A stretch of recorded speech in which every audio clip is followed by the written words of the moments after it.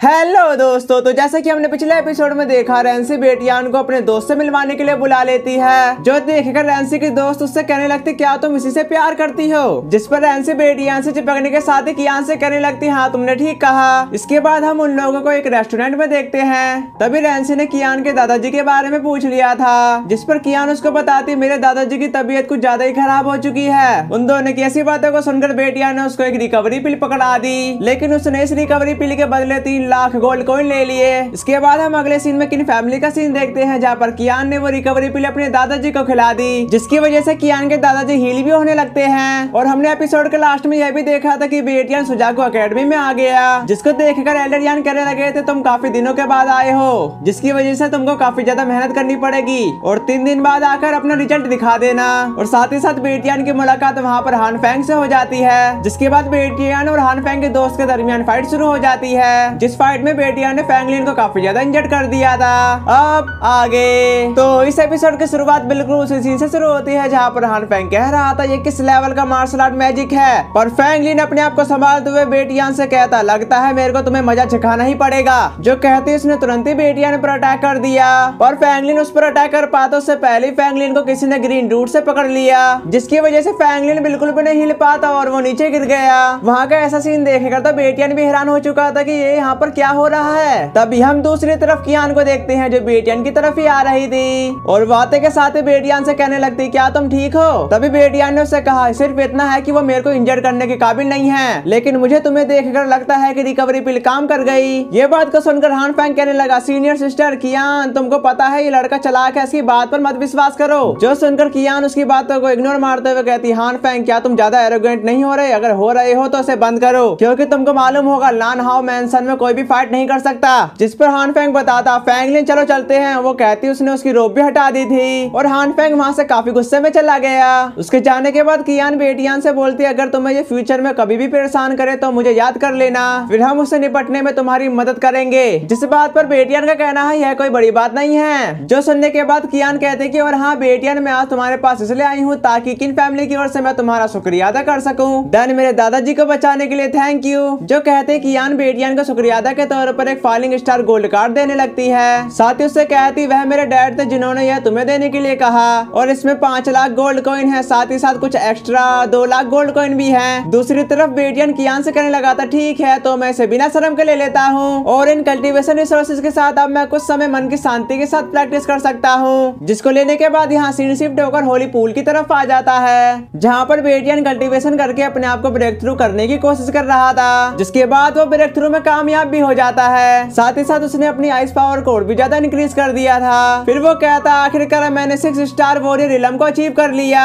और उसके बाद यहाँ सीन शिफ्ट होकर लान हाओ फूड मेंशन की तरफ आ जाता है, जहाँ पर बेटियान चिकन खा रहा होता है, और उसे देखकर वो कहता सुजाको एकेडमी का खाना लाजवाब है, पर स्पिरिचुअल फूड कई प्रकार के होते हैं जिससे हमारी स्ट्रेंथ और पावर इंक्रीज होती है। अगले सीन में हम सुजाको एकेडमी के ट्रेनिंग रूम का सीन देखते हैं, जहाँ पर बेटियान खाना खाने के बाद फियर्स फ्लेम स्टेप टेक्निक को परफॉर्म करना शुरू कर देता है, जिसकी वजह से उसकी ये टेक्निक काफी ज्यादा पावरफुल हो जाएगी। और उस प्रोसेस के दौरान ही कहता फियर्स फ्लेम स्टेप का यह सेट अर्थ का एक सुप्रीम सोल स्किल है, मैंने प्रीवियस लाइफ में इसमें महारत हासिल कर ली थी, पर अब इसमें टोटल मिलाकर 9 रिलम है। तभी फायर टाइप की मार्शल आर्ट का विस्फोट पावर काफी ज्यादा पावरफुल है, इसलिए मेरे को फिजिकली स्ट्रेंथ और स्पीड में सुधार करना होगा, और मेरी वज्रा बॉडी के 9 लेवल के साथ एक दूसरे के अनुरूप हो सकते हैं, लेकिन उससे पहले मेरी वज्रा बॉडी के 9 लेवल की पावर को बढ़ाना होगा। जिसके बाद वो अपनी वज्रा बॉडी को बाहर निकालने के साथ बायो युआन जिउ जोंगजिंग टेक्निक से वहाँ पर अटैक कर देता है, जिस अटैक की वजह से वहाँ की दीवार पर तो उस अटैक का निशान बन चुका था। जो देखकर बेटियान का कहना है ये दोनों मार्शल आर्ट के बिल्कुल अनुरूप है, लेकिन मेरी स्ट्रेंथ काफी ज्यादा बढ़ चुकी है। जो कहने के साथ ही उसने अपनी पावर से वहाँ पर एक ब्लास्ट कर दिया था। अगले सीन में हम उसी होली पूल का सीन देखते हैं, जहाँ पर बेटियान दोबारा से कल्टीवेशन करने के लिए आ चुका था, ताकि वो अपनी मार्शल वेन को स्ट्रॉन्ग कर सके, और ऐसा करते करते बेटियान ब्रेक थ्रू करके 9 स्टार वॉरियर रिलम में पहुंच जाता है। जो देखकर बेटियान कहने लगा था मैं मार्शल आर्ट रिलम में एंटर करने में केवल 1 कदम दूर हूँ। फिर हम बाहर देखते हैं, जहाँ पर मोहन रुओयान से कह रहा था कांग्रेचुलेशन जूनियर सिस्टर, जिस पर तो रुओयान भी उसका शुक्रिया अदा कर रही थी, और हम बेटियान को भी देखते हैं जो उनकी बातें को सुनकर आगे ही जा रहा था। तभी मोहन रुओयान से बोलता मुझे उम्मीद नहीं थी कि उनको भी सुजाको एकेडमी में एडमिशन मिल जाएगा।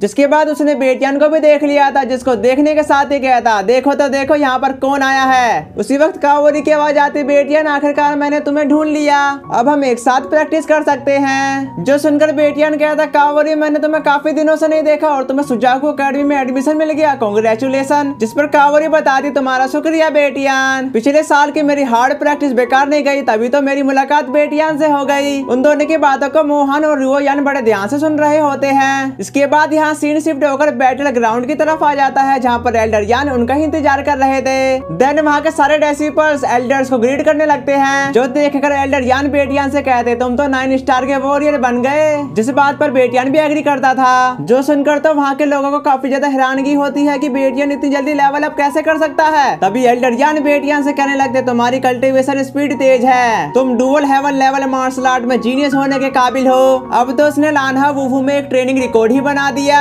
जिसकी वजह से वहाँ के लोग बेटियान से जेलस हो रहे होते हैं। तभी बेटियान का कहना है, सुजाकू अकेडमी में कल्टीवेशन का माहौल अच्छा है, तभी मैं प्रैक्टिस करे जा रहा हूँ और उसका रिजल्ट आपके सामने है। जो सुनने के बाद एल्डर यान उन सबको बताने लगे, सुजाकू अकेडमी में शामिल होने पर आज का तुम्हारा फर्स्ट लेसन है। परंपरा के अनुसार यह तुमको सुजाकू इन के पुराने डेसिपल द्वारा दिया जाएगा, वह तुम्हें दिखाएंगे सुजाकू अकेडमी के स्टडी के प्रॉफिट। जिस पर कावरी का कहना है, सिक्स एल्डर क्या आप चाहते हैं कि हम पुराने डेसिपल के साथ फाइट करें? जिस पर एल्डर यान कहता है, केवल असली फाइट के दौरान मुझे अपने और पुराने डेसिपल के बीच के अंतर का एहसास होगा। और गाइस, फैंगलिन और हान फैंग पुराने मेंबर की लिस्ट में ही आते हैं। तभी बेटियान अपना खुराफाती दिमाग को यूज करने के साथ ही बताता, सिक्स एल्डर अगर हमने उनको हरा दिया तो क्या इसका कोई रिवॉर्ड है? जो सुनने के बाद एल्डर यान कहने लगे थे, अगर तुमने उनको हरा दिया तो तुमको 1000 पॉइंट रिवॉर्ड के रूप में दिए जाएंगे, जिसकी वजह से रिसोर्सेज के लिए पॉइंट का इस्तेमाल किया जा सकता है। तो तुम इसका यूज अपनी कल्टीवेशन में तेजी लाने के लिए कर सकते हो, लेकिन कुछ रिसोर्सेज काफी ज्यादा महंगे होंगे। पर मेरी लान्हा मेंशन के इतिहास में कुल मिलाकर 9 लोग हैं जो पुराने डेसिबल को हराने की काबिलियत रखते हैं। जो सुनकर बेटियान कहता है, एल्डर यान अगर मैं 2 पुराने डेसिबल को हरा देता हूँ, क्या मुझे 2000 स्पिरिचुअल पॉइंट दिए जाएंगे?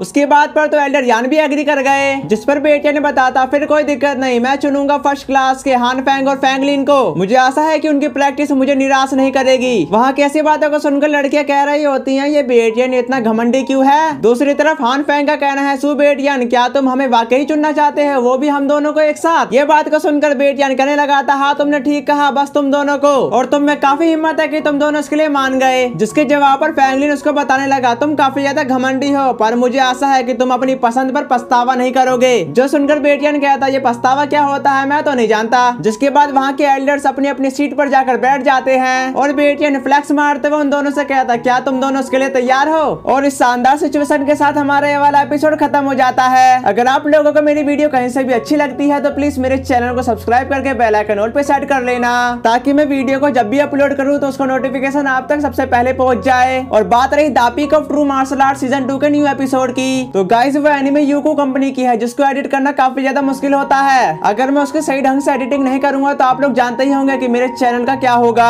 तो बस थोड़ा सा इंतजार करो, तब तक के लिए मिलते हैं नेक्स्ट एपिसोड में।